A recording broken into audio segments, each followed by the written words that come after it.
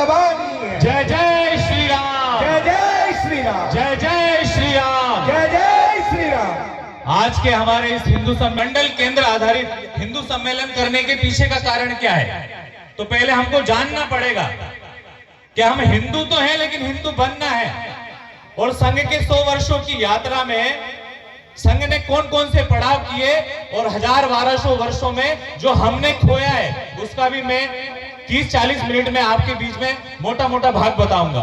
वास्तव में हम लोग जानते नहीं है, बिना जाने किसी पे विश्वास कर लेते हैं, उसको माने लगते हैं। राष्ट्रीय स्वयंसेवक संघ के और बीज को रोपा जाता है। और ध्यान कर लीजिए 1925 में हम अंग्रेजों के गुलाम थे। 250 वर्षों तक अपने देश पर इस अंग्रेजों ने शासन किया, उससे पहले 750 वर्षों तक और मुसलमानों ने अपने इस देश पर शासन किया। तो क्या खोया इस देश में 700 वर्षों और 250 वर्षों की गुलामी में? तो 17 बार क्षमा हरि दल को ऐसी भूल ना अब होगी। 17 बार क्षमा कर दिया गया मोहम्मद गोरी को। किसके द्वारा? पृथ्वीराज चौहान के द्वारा। जिसकी भूल क्या हुई? तो 1526 में भगवान श्री राम लला का मंदिर तोड़ दिया गया, भगवान श्री कृष्ण का मंदिर तोड़ दिया गया, काशी विश्वनाथ के मंदिर तोड़ दिए गए और ऐसे 40,000 मंदिरों को तोड़कर और वहां पर मस्जिदों के निर्माण कर दिए गए। हिंदू भाव को जब जब भूले, हिंदू भाव को जब जब भूले, आई विपत महान। मंदिर टूटे, भाई छूटे, मिटे धर्म संस्थान। हजारों वर्ष में मंदिर टूटते गए, हमारे भाई छूटते गए, हमारी शिक्षा के, हमारी संस्कृति को बढ़ाने वाले गुरुकुल को नष्ट कर दिया गया। वास्तव में हम सब लोग इसको पढ़ते नहीं है। बिना पंख तो लोई उड़े जो गगन में, न संबंध उनके गगन से रहे। अगर उड़ सको तो पखेरु बनो तुम, प्रखरता तुम्हारे चरण चूम लेगी। लेकिन हजारों वर्षों में हमने क्या खोया, क्या पाया, ये बात का विषय है। लेकिन आज की वर्तमान चुनौती में हम हिंदू के नाते यहाँ पर बैठे हुए, हमारे सामने कौन कौन सी चुनौतियां हैं? अभी नारे भी बोले गए, जात पात की करो विदाई, हिंदू सारे भाई भाई। 47 में धर्म के नाम पर अपने देश का विभाजन कर दिया गया। पाकिस्तान और वर्तमान का बांग्लादेश हमको दिखाई पड़ता है। और आज देख लीजिए बांग्लादेश की क्या स्थिति है, पाकिस्तान की क्या स्थिति है। 28 और 30% की आबादी में 1947 में 1951 में जनगणना के जब आंकड़े आते हैं, लेकिन आज अगर जनगणना के आंकड़े हम देखते हैं तो पाकिस्तान में 1-2% हिंदू भी नहीं बचा हुआ है। बांग्लादेश में आए दिन की हम लोग घटनाएं सुन रहे हैं। आए दिन हिंदुओं को जलाया जा रहा है, उनके घरों को लूटा जा रहा है, उनके संस्थानों को आग लगाई जा रही है। ये इसके पीछे का कारण क्या है? अभी बात संगठन की हो रही थी, मधुमक्खियों का एक बड़ा उदाहरण दिया गया। लेकिन आज भी अगर हम लोग देखते हैं, संघ शताब्दी वर्ष में बड़े कार्यक्रम नहीं कर रहा है, बहुत बड़े बड़े कार्यक्रम नहीं कर रहा है, बड़े बड़े हिंदू सम्मेलन नहीं कर रहा है। प्रत्येक गांव में जाकर राष्ट्रभक्ति का दीप जलाएं हर हिंदू मन में। आज भी आवश्यकता है प्रत्येक व्यक्ति को और अपनी जिम्मेदारी के साथ अपने कर्तव्यों का पालन करने की। हमारे देश को बनाने में लाखों करोड़ों लोगों ने अपना जीवन खपाया है। अगर अग्रणी भूमिका में अगर हम नाम पढ़ते हैं, देखते हैं, तो शिवाजी महाराज का नाम हमको ध्यान में आता है, जिन्होंने हिंदवी स्वराज की स्थापना करके और पूरे हिंदू समाज को संगठित करके और उस समय का जो आतताई था उसका वध करके और धर्म की स्थापना करी थी। लेकिन उस शिवाजी की प्रेरणा में कौन थी? तो शिवाजी की प्रेरणा में थी मां जीजा। और मां जीजा की शिक्षा क्या थी? तो मां जीजा की शिक्षा थी कि शिवाजी, तुम्हारी दृष्टि में परिस्थिति के प्रति क्या सम्मान होना चाहिए? परिस्थिति को तुम किस दृष्टि से देखोगे? तो मां बोलती है तुमको पर दृष्टि यानी परिस्थिति को अपनी दृष्टि में यानी लक्ष्मण की तरह सोचिए। आप उदाहरण किसका दिया? लक्ष्मण की तरह आपको हर स्त्री को देखना है। इसके कारण शिवाजी महाराज ने जब कल्याण के सूबेदार किले की पुत्र वधु को कैदी उनके सैनिक बनाकर लेके आ गए थे उनके राज दरबार में, तो उन्होंने बोल दिया था कि मैं इसको स्वीकार नहीं करूंगा। और सासम्मान उसको वीरों को लूटकर और बर्बाद कर रहे थे। उस समय शिवाजी महाराज का ये चरित्र भी था। वो किसके कारण था? तो वो मां जीजा के कारण था। हमारे यहाँ पर बोला गया ना, मातृवत परदारेषु परद्रव्य सुलोष्टवत आत्मवत सर्वभूतेषु यह पश्यति सा पंडिता। यानी पराई स्त्री को मां के समान, पराये धन को मिट्टी के समान। और मेरा जैसा जीवन है, मेरे मेरे अंदर जैसे भगवान ने जीव को स्थापित किया है, वैसे ही पूरे मानव मात्र में उसी जीव को देखना। इसलिए हमारी संस्कृति में बोला गया वसुधैव कुटुंबकम, पूरे विश्व को एक परिवार मानने वाली दुनिया की एकमात्र संस्कृति है तो वो हमारी सनातन हिंदू संस्कृति है। कृणवंतो विश्व मार्यम, पूरे विश्व को श्रेष्ठ करेंगे, पूरे विश्व को श्रेष्ठ बनाएंगे, इस प्रकार के आचार विचार देने वाली संस्कृति है। 1893 में जब शिकागो विश्व धर्म सम्मेलन में और स्वामी विवेकानंद जी गए, 7000 लोग पूरे दुनिया के अलग अलग मत मतांतर को मानने वाले लोग एक मंच पर इकट्ठे होते हैं और भारत के व्यक्ति को बोलने के लिए जगह नहीं थी, लेकिन शिवाजी महाराज जैसे तैसे मंच पर पहुंचते हैं। ये बहुत विचारणीय बातें, सुनना चाहिए, स्वीकार करना चाहिए, आचरण व्यवहार में लाना चाहिए। तो शिवाजी महाराज ने, स्वामी विवेकानंद जी ने बड़ी बड़ी बातें नहीं बोली वहां पर। जब उनको बोलने का अवसर मिला तो हम गाय की पूजा क्यों करते हैं, हम वृक्षों में भगवान के दर्शन क्यों करते हैं, ये नर्मदा नदी बह रही है हम इसको मां क्यों बोलते हैं, ये सारे विषय पर जब उन्होंने बताया तो हमारे रामचरितमानस क्या बोलता है, क्षिति जल पावक गगन समीरा पंचभूत यह अदम शरीरा। हम सब लोगों को ध्यान में होना चाहिए, हम सब लोग प्रकृति पूजक हैं और भगवान का भी अगर विराट स्वरूप है तो ये प्रकृति है। जब भगवान 5 गांव मांगने के लिए गए थे अर्जुन की तरफ से, युधिष्ठिर की तरफ से, तो दुर्योधन ने और भगवान शतकोटि जिष्णु जलपति धनेश, शतकोटि रुद्र शतकोटि काल, शतकोटि दंडधर लोकपाल, जंजीर बढ़ाकर साध मुझे, हाँ दुर्योधन बांध मुझे। दुर्योधन भी भगवान को बांध नहीं पाया था, क्योंकि आज दुनिया का जो वातावरण बना हुआ है, सत्य के साथ खड़े होते हैं, लेकिन सत्य की स्वीकार्यता भी शक्ति के साथ होती है। सत्य को भी तभी स्वीकार किया जाता है जब शक्तिशाली और सामर्थ्यशाली राष्ट्र बनता है। आज देखिए, आज अपना भारत, और अब नकारात्मकता की बात करने की आवश्यकता नहीं है, अब सकारात्मक विषय में सोचने की आवश्यकता है। 528 वर्षों के संघर्षों के बाद और 594 वर्षों के संघर्ष के बाद पिछले वर्ष ही हम लोगों ने और भगवान रामलला का भव्य मंदिर की प्राण प्रतिष्ठा की है। सदियों से 73-76 युद्ध लड़े गए और एक ही नारा बोला गया, रामलला हम आएंगे, मंदिर वही बनाएंगे। यह संकल्प की पूर्ति हुई है जब हम लोग यहाँ पर बैठकर आज हिंदू सम्मेलन के माध्यम से आज शुभ संकल्प लेकर जाएंगे तो जात पात की करो विदाई, हिंदू सारे भाई भाई, इस संकल्प को हम लोग लेकर जाने वाले हैं। पिछले वर्ष ही अगर आप लोगों ने देखा होगा, प्रयागराज में बड़ा कुंभ भराया, पूरे दुनिया के 56 लाख लोग, विदेशी संस्कृति को मानने वाले, विदेशी धर्म को मानने वाले, कोई जात से धर्म से, कोई यहूदी होगा, कोई ईसाई होगा और कोई मुस्लिम भी होगा, लाखों लोगों ने आकर और प्रयागराज में और कुंभ में डुबकी लगाई। 56 लाख लोगों ने, रिकॉर्ड।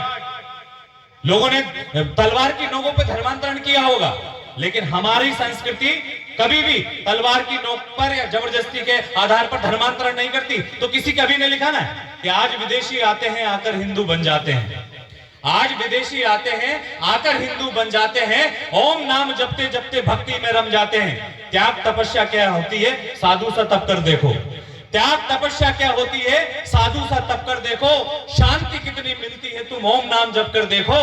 और धरा ये जिस पर घूम रही, धरा ये जिस पर घूम रही, हम उसी केंद्र के बिंदु हैं। दोनों हाथ उठाइए, बोले गर्व से कहो हम, गर्व से कहो हम, गर्व से कहो हम।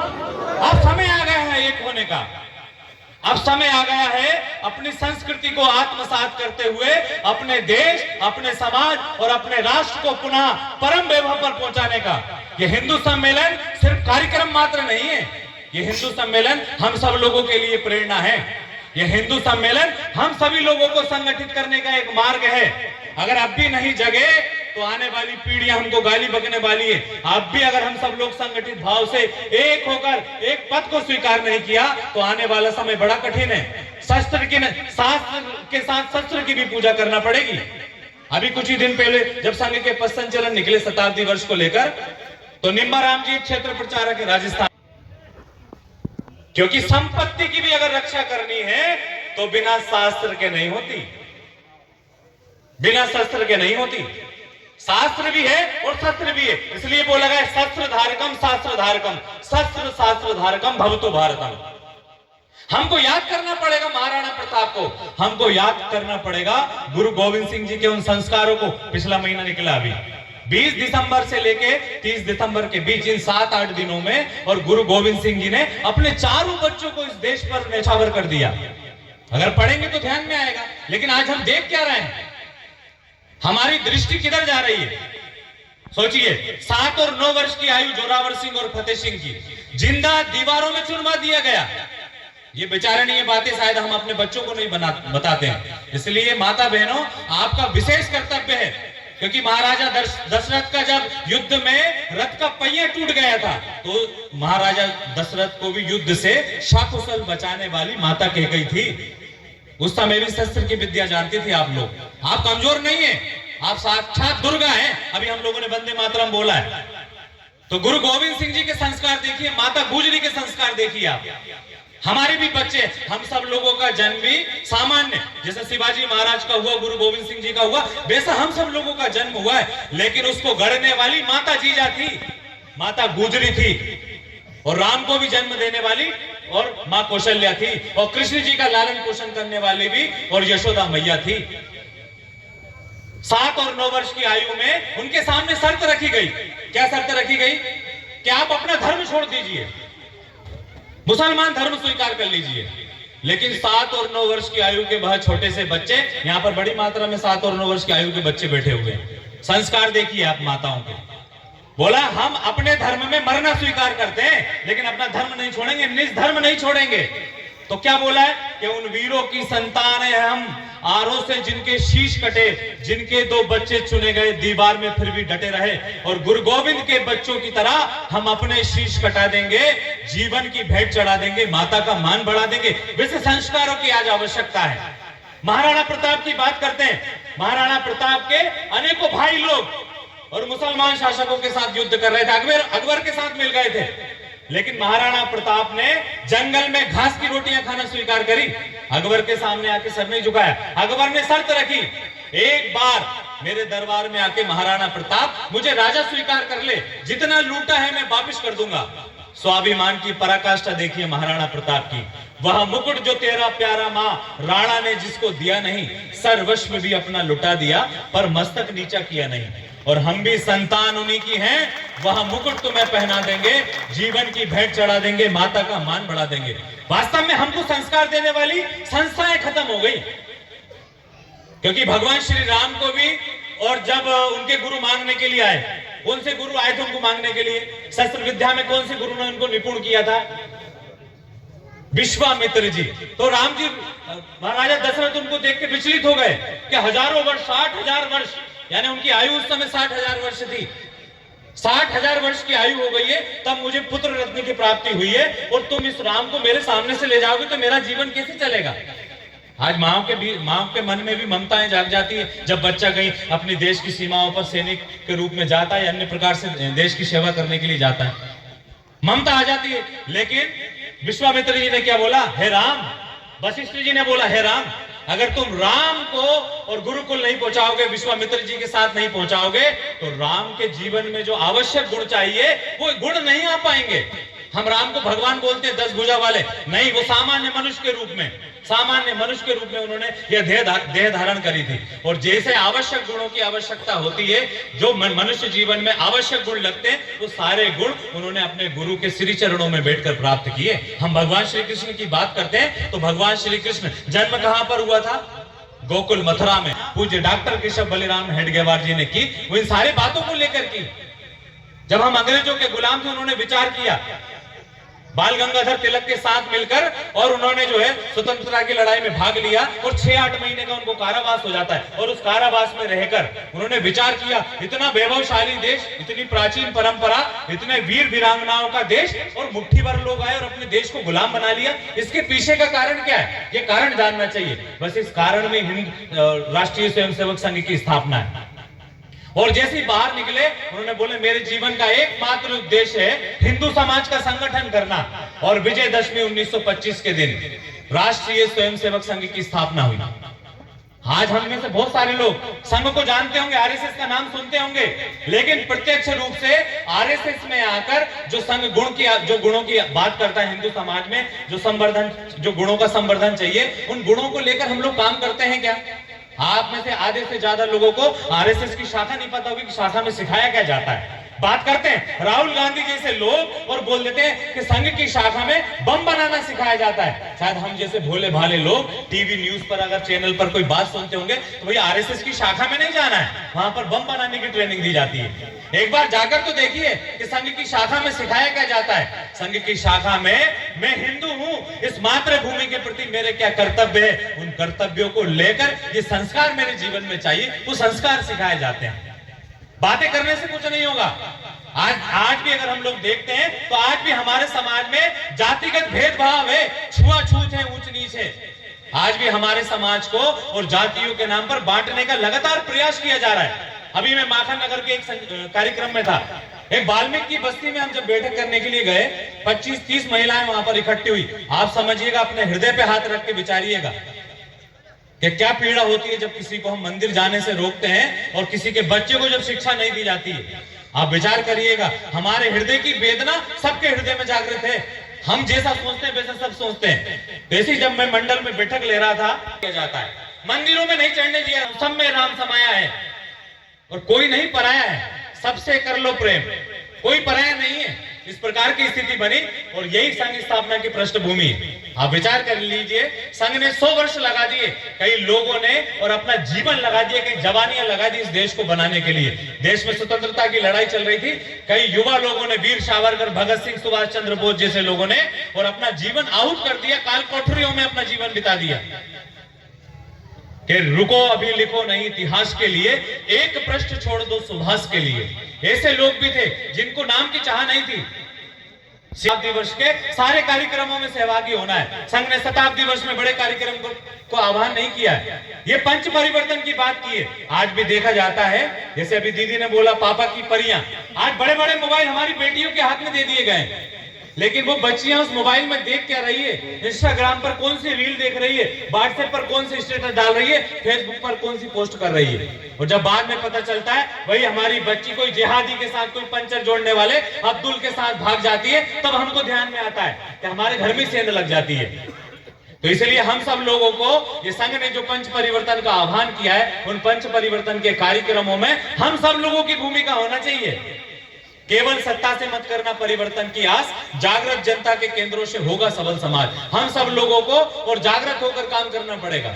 हम सब लोगों को अपनी अपनी भूमिका और निभानी पड़ेगी। ये 140 करोड़ लोगों का देश है और 140 करोड़ में हमारी भी गिनती होती है, जैसे नरेंद्र मोदी की होती है या योगी आदित्यनाथ की होती है। वह भी एक व्यक्ति के नाते अपने देश के नागरिक है। तो हम अपने आप को कमजोर नहीं माने, हम अपने आप को वंचित, शोषित और पीड़ित नहीं माने, क्योंकि 140 करोड़ देशवासी की जब बात होती है तो उन 140 करोड़ देशवासियों में भरलाए गांव सहित इस मंडल के 6 ही गांव के लोगों की भी गिनती होती है। एक भी गांव का एक भी व्यक्ति नहीं छूटा जाता है। इसलिए शताब्दी वर्ष के जो पंच परिवर्तन की संघ बात कर रहा है, उस ये हिंदू सम्मेलन के माध्यम से हम सब लोगों को संकल्प लेकर जाना पड़ेगा। ये पंच परिवर्तन है क्या, इस पंच परिवर्तन को मेरे जीवन में कैसे जोड़ना पड़ेगा, कैसे आत्मसात करना पड़ेगा। तो पहला पंच परिवर्तन का पहला विषय है कुटुंब प्रबोधन। बोलिए क्या है? हम सब लोग एक कुटुंब में हमारा जीवन का लालन पोषण हुआ है। वास्तव में हमारी कुटुंब व्यवस्था को टारगेट करके उसको खत्म करने का प्रयास किया जा रहा है। 5 भा कुटुंब प्रबोधन में 5 भा कौन से? भाषा, भजन, भोजन, भ्रमण और वेशभूषा। तो हम सब लोगों को सप्ताह में कम से कम एक दिन अपने परिवार के साथ बैठकर और भजन करना चाहिए। यह हमारे परिवार की सामूहिकता है। एक साथ बैठकर भोजन करना चाहिए, एक साथ मिलकर और किसी भी तीर्थ यात्रा पर भ्रमण के लिए जाना चाहिए। लेकिन आज भ्रमण नहीं हो गया। आज घूमने फिरने के लिए हम लोग अयोध्या, मथुरा, काशी और दुनिया की यात्रा पर जाते हैं। भ्रमण का मतलब होता है अपने देव स्थानों को जाकर 1000 स्क्वायर फीट में बनाए तो क्या 5,500 स्क्वायर फीट में बनाए, तो क्या आप रहते कितने स्क्वायर फीट में हो, तो क्या 500 में, तो 450 में क्या रहता है, तो क्या मेरा अहंकार रहता है। मनुष्य को और रहने के लिए आवश्यकता कितनी लगती है? आज हमारे बड़े बड़े घर तो हो गए, बड़े बड़ी जमीन जायदादें तो हो गई। अभी बोला ना, एक नेता ने बयान दिया है, बटेंगे तो कटेंगे, लेकिन दूसरा इसका नारा है घटेंगे तो भी कटेंगे। हिंदू समाज अगर घट रहा है, 1951 में 85% आबादी थी अपने देश के हिंदुओं की। कितने प्रतिशत थी? बोलिए एक बार, कितने प्रतिशत थी? आज की जनगणना के अगर आंकड़े देखेंगे तो 79% हिंदू बचा है आजाद भारत में। 51 की जनगणना और 2011 की जनगणना के मैं आंकड़े बता रहा हूं। जम्मू कश्मीर को देख लीजिए आप, वहां पर एक भी हिंदू नहीं बचा है। अमरनाथ की यात्रा भी अगर हम लोगों को करना पड़े तो लाखों करोड़ों हमारे देश के सैनिक खड़े होते हैं, तब जाकर हम बाबा अमरनाथ के दर्शन कर पाते हैं, बाबा बर्फानी के दर्शन कर पाते हैं।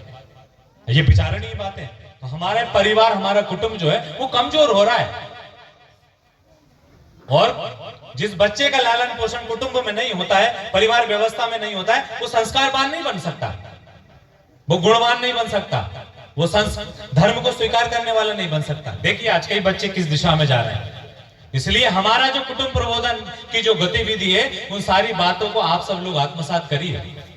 हम हजारों लाखों डिस्पोजलों का उपयोग करते हैं, वो डिस्पोजल हमारे खेतों में जा रहे हैं, हमारी नालियों में जा रहा है, वो चोक हो रहा है। और एक बार प्लास्टिक उपयोग करने के बाद उसको हम फेंक देते हैं, वो जाने के बाद हमारे खेतों में और हमारी जमीन पर छेड़ जाती है, चिपक जाती है।